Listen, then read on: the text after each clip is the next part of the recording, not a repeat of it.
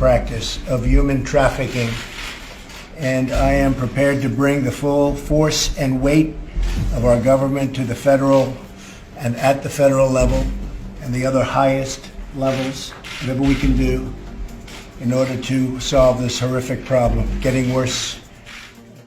Human smugglers, how bad is that? Human smuggling. People think of that as an ancient art. There are more human smugglers right now, traffickers they call them, than at any time in the history of our world because of the internet, unfortunately. U.S. assets are targeting, or Say it? is it beyond narcotics? Are there other illicit activities that Well, U.S. assets are there are targeting? the activities of human trafficking, and especially with respect to women, and as you know, proportionally it's mostly women. And it's a horrible thing. It's a horrible thing, and there's never been a time like it. And it's because of the internet, and this is all over the world. But for the most part, they're coming through, in this country, they're coming through the southern border. But we're hitting them very hard. They have tremendous illegal trafficking in women and children also, but mostly in women. And it's illegal, and it's horrible, and it's disgraceful. And I've seen things that are an absolute disgrace. And we're trying to knock them out of it. Estas últimas palabras fueron pronunciadas en una conferencia de prensa en la Casa Blanca, dedicada al virus actual. ¿Pero por qué se dijo esto precisamente en este momento? La respuesta de esta versión es la siguiente. La cuarentena mundial ha hecho posible tomar medidas drásticas para combatir la producción y propagación de adrenocromo. A las numerosas residencias de Epstein fueron llevados no solo los adolescentes menores de edad, sino también los niños, de los que se extraía el adrenocromo, una sustancia producida por el cuerpo del niño cuando siente un terrible miedo y dolor. El adrenocromo se utiliza como narcótico y como elixir de inmortalidad.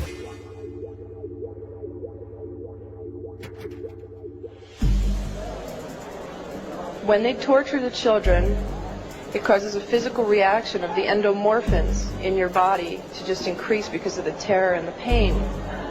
So when the Satanists drink the blood, they actually get like a chemical, a high, like a drug high from the blood of a tortured victim. And this little boy was found in the basement dead, with no blood, skinned alive and crucified. This cannot happen to any more children. I can't do it alone. My children are there. It's really hard. I need each one of you to know this is not a fairy tale. This is not something out of science fiction. I was a mom who ran a charity and baked oatmeal cookies for my kids. And because my children are victims, I have to stand here and I have to tell you these horrible stories. That pedophilia does not stop with sodomizing children. It goes straight into terrorizing them to adrenalize their blood and then murdering.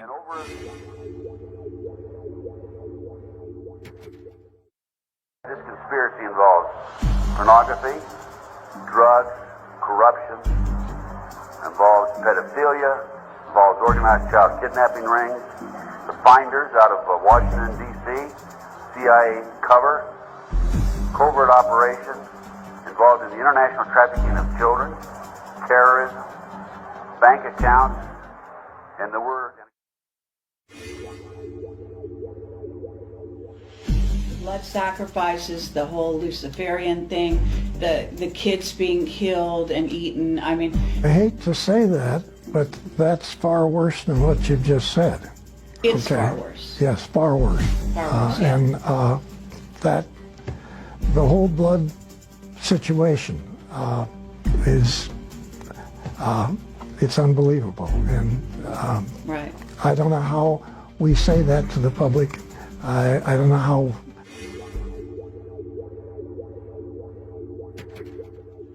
Deze mensen, de meeste daarvan, hadden een Luciferiaans geloof. Hun diende dus iets onstoffelijks. Hun diende wat zij noemden Lucifer. En ik kwam dus ook in die kringen. Alleen ik lachte erom, want het waren voor mij gewoon klanten. Dus ik kwam in wat ze noemden Satanskerken. Ik wou zeggen, we hebben het nu over het satanisme. Ja. Oké. Ik kwam dus in Satanskerken, maar ik kwam zeg maar op route even langs, even buurten. En daar was dan op dat moment een heilige mis, hun heilige soorten mis. En dat was met blote vrouwen en wat drank en dit en dat. En ik vond het alleen maar leuk.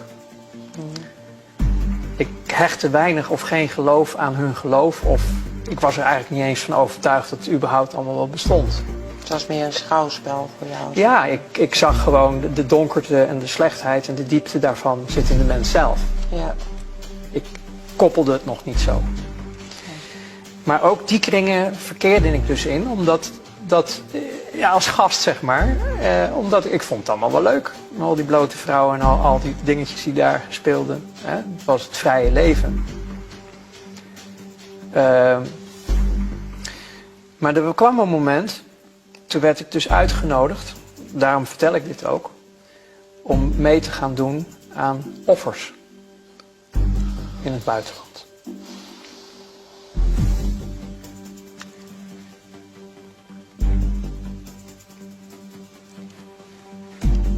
Dat was het breekpunt. Kinderen. Dat werd je gevraagd. Ja, ik kon het niet.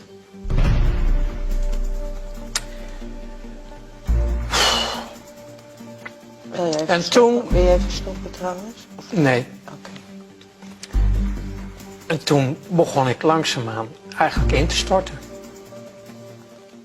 Because they're using all these kids arriving with the refugees.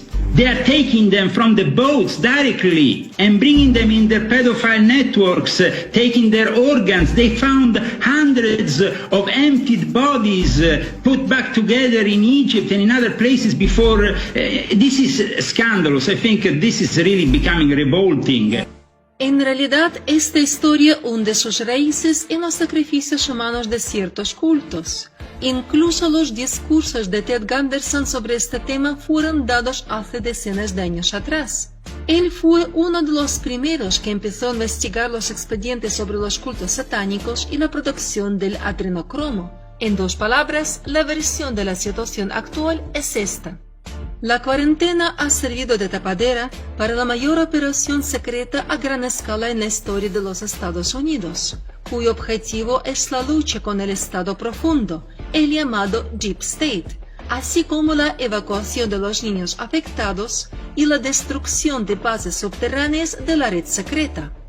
Muchas fronteras ahora están cerradas, lo que significa que muchos miembros del culto no tienen a dónde escapar, aparte de a sus bases subterráneas, por lo que muchas operaciones tienen lugar bajo tierra, en estas bases secretas que el culto estuvo construyendo durante muchos años.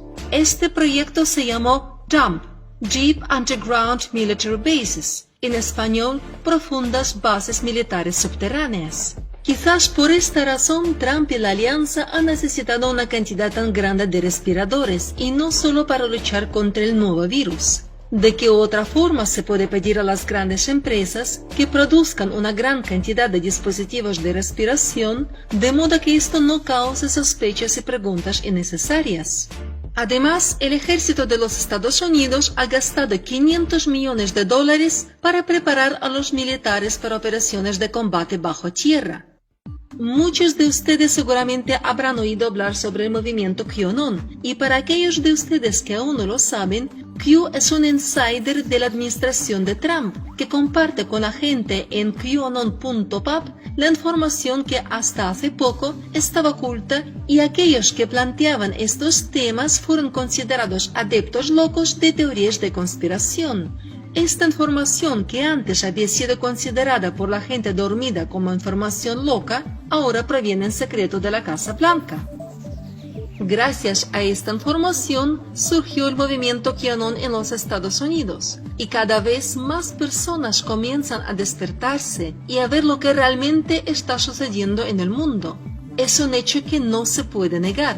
Si no fuera por Q, por la información que comparte con personas, en los Estados Unidos no tendría lugar este despertar tan masivo. Esto no habría sido posible sin la victoria de Trump en las elecciones.